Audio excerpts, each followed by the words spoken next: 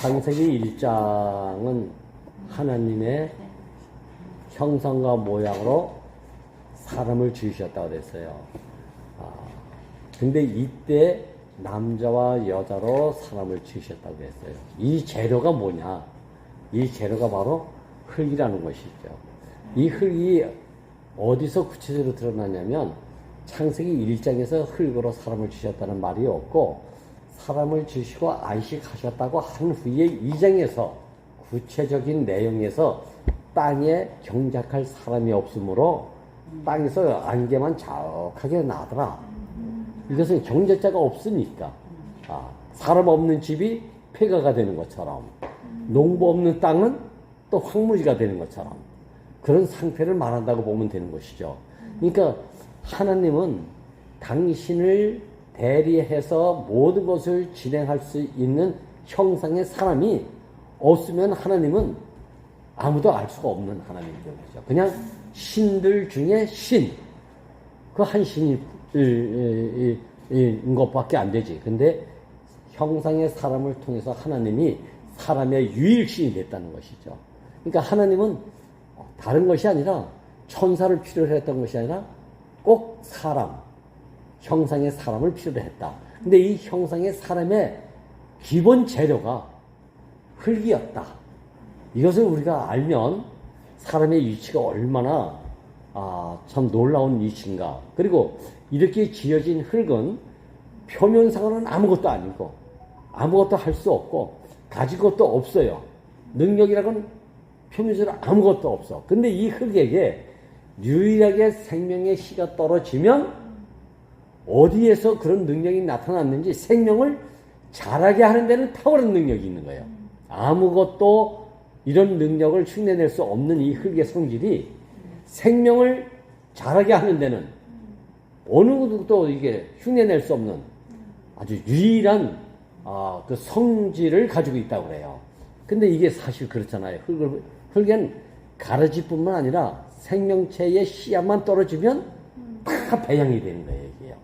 뿐만 아니라 생명의 어떤 생명은 식물이 잘라져 가지고 딱 뿌리 이렇게 꽂기만 해도 또 뿌리가 내려가지고 이렇게 자라. 이걸 삽목이라고 하는데 이렇게 자라게 하는 게 있어요. 자, 그런데 사람도 마찬가지돼요. 사람도 형상의 사람으로 지어졌다는 얘기는 무엇이 당겨질 것이 당겨지지 않으면 엉뚱한 것이 생산이 된다는 거예요. 흙에서도 농부가 원하는 씨가 떨어지지 않으면 엉뚱한 것이 생산되잖아요. 그걸 우리는 일컬어 황무지는 아니지만 잡초밭이 되는 거예요. 아무 쓸모가 없는 잡초밭이 돼. 근데 인생도 목적으로 지으신 분에 의해서 쓰여지기만 하면 이 인생은 놀라운 사람으로 생각할 수 있는 것 이상의 모든 것이 나타난다는 거예요. 그래서 사람을 통해서 나타날 때에 하나님은 어떤 하나님이 되는가?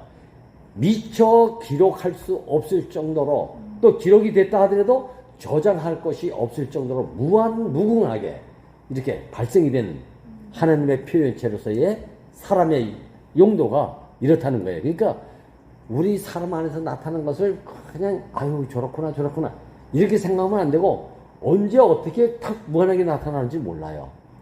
어제 하정사 모임에 보니까 자매들 나타나는데 아주 깜짝 놀랐어요. 그냥 뭐 언제 저런 자매였나? 그리고 어느 자매를 통해서 표현될 때 그걸 해석해내는 탁월한 능력이 있잖아. 왜? 그게 또 극대화되는 거야. 그러니까 이게 기하급수적으로 파생돼서 이렇게 막 발전 표현되는 걸 보니까 하나님은 그냥 측량할 수 없는 하나님이더구나. 이렇게 표현하는 게 맞는 거야. 그러니까 누굴 통해서 아주 유한한 이 사람을 통해서 이런 것이 나타나는 거 보니까 엄청나게 놀라워요. 그리고 사람에게도 이것을 통해서 흙의 씨앗이 떨어지면 무엇이든지 다 생산해서 열매를 맺게 하지만 사람도 하나님의 생명이 우리에게 떨어지면 무한하게 이 생명을 배양하고 표현하는데 조금도 손색함이 없이 어디에 비교해도 놀랍게 표현된다는 거죠. 이 표현이 뭐죠? 동물에게도 표현되지 못했고 식물에게도 표현되지 못했던 다른 피조물 안에서는 하나님을 볼 수가 없고 느낄 수가 없었는데 사람을 통해서는 어느 누구든지 형상의 사람을 통해서는 하나님이 세세하게 드러날 수가 있다. 그래서 섬세하신 하나님을 표현하는 것은 유일하게 형상의 사람을 통해서만 나타난다. 이건 참 놀라운 비밀이죠. 그리고 이제 두 번째는 이렇게 아무것도 아닌 흙이나 흙으로 빚어진 사람은 형상의 사람은 아무것도 할 수 없지만 이것이 뭔가 들어오기만 하면 생명체가 들어오기만 하면 반드시 생육 번성 충만하게 이르게 하는데 이런 흙과 이런 사람이 없다는 거예요. 그래서 하나님도 이 사람을 통해서 생육 번성 충만케 해가지고 이 땅을 지배하고자 하셨다. 아, 이건 놀라운 표현이죠. 이게 사람이 아니면 안 돼.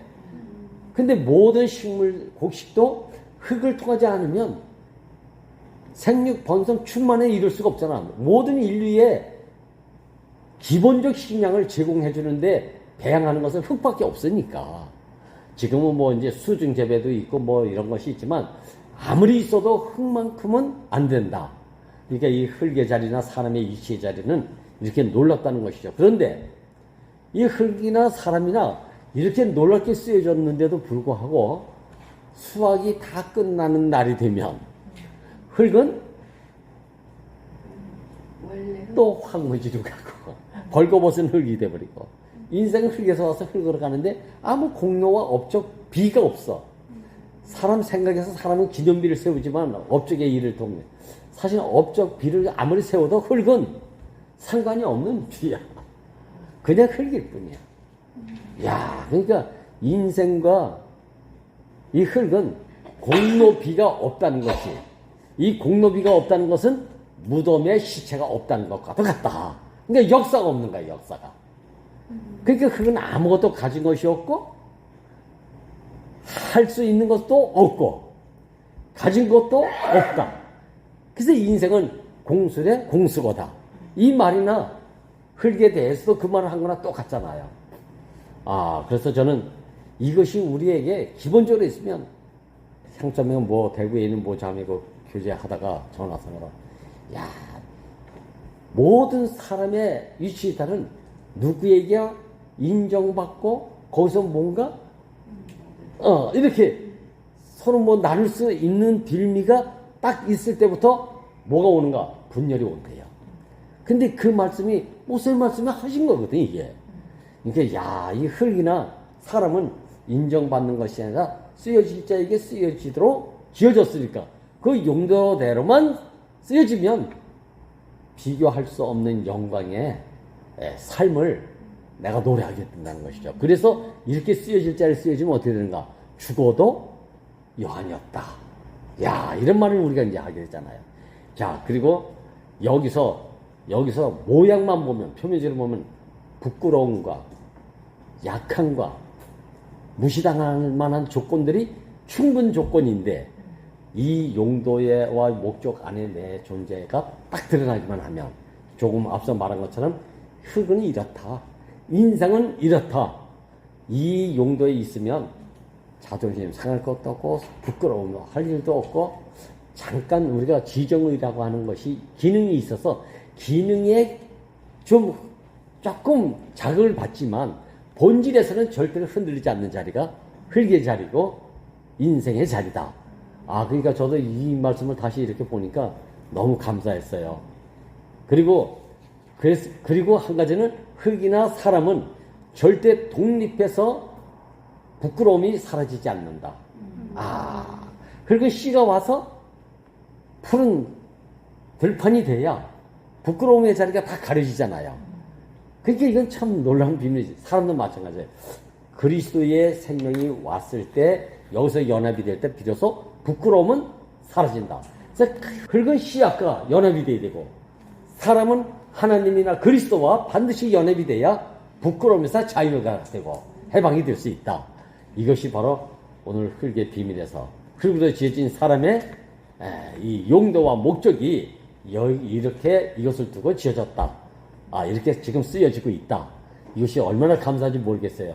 그 인생의 자리가 너무나도 같다라는 걸 다시 한번 이렇게 이제 되새김하면서 이 같다라는 자리에서 우리가 왜 이렇게 자꾸 헷갈렸는가 라고 하는 것에 대한 상태를 목사님이 겟세마네에서 예수가 기도했을 때의 그 위치와 골고다에서 십자가에 못 박혀가지고 엘리엘리 라바사박다니 했을 때의 그 위치가 어떻게 다른가 이걸 한번 말씀하신 적이 있어요. 그러니까 겟세마네에서는 내가 아들로서 아버지에게 간구하는 기도였잖아요. 그러니까 기도를 다 해놓고 될 수만 있으면 이 잔을 옮겨 주시옵소서. 그러니까 여기서 이런 기도를 했을 때의 예수의 마음에는 아버지와 아들의 관계였단 말이에요. 이게 생명의 관계야. 근데 이 관계에서는 이렇게 뭐가 있나? 여지가 있는 거야. 근데 골고다 십자가에 못 박혀 죽었을 때는 아버지와 아들의 관계가 아니라 창조자와 피조물의 관계란 말이에요. 이게 첫 자리로 돌아가는 것이죠. 원래 자리로 돌아갔잖아. 원래 자리에 돌아갔을 때는 죽이든지 살리든지 피조물은 창조자의 손에 달렸다. 이 관계가 목사님이 구속복음에서 무슨 선포를 했습니까? 십자가에 못 박혀 죽은 예수로 인해서 하나님은 하나님 되고 사람은 사람 되었다. 이게 구별이 되어 있는 거예요. 이게 바로 골고다 십자가에 못 박힌 예수의 기도와 겟세마네에서 아버지와 아들의 생명의 관계에서 기도한 차별을 확실하게 구별시켜 주셨어요. 이것 속에서 나는 뭘 느끼는가? 아, 이게 인생이로구나. 인생에서 어떨 때는 아들로 인정받았어도 아내로 인정받았어도 여기서 은혜와 사랑이 들끓지. 그렇지만 언젠가는 십자가의 운명의 자리에서는 창조자는 창조자로 가고 피조물은 피조물로 간다. 곡식은 농부의 곡간에 가고 흙은 벌거벗은 또 황무지가 된다. 이게 생명의 질서야. 이게 너무 확실하네요. 주님을 찬양합니다. 자.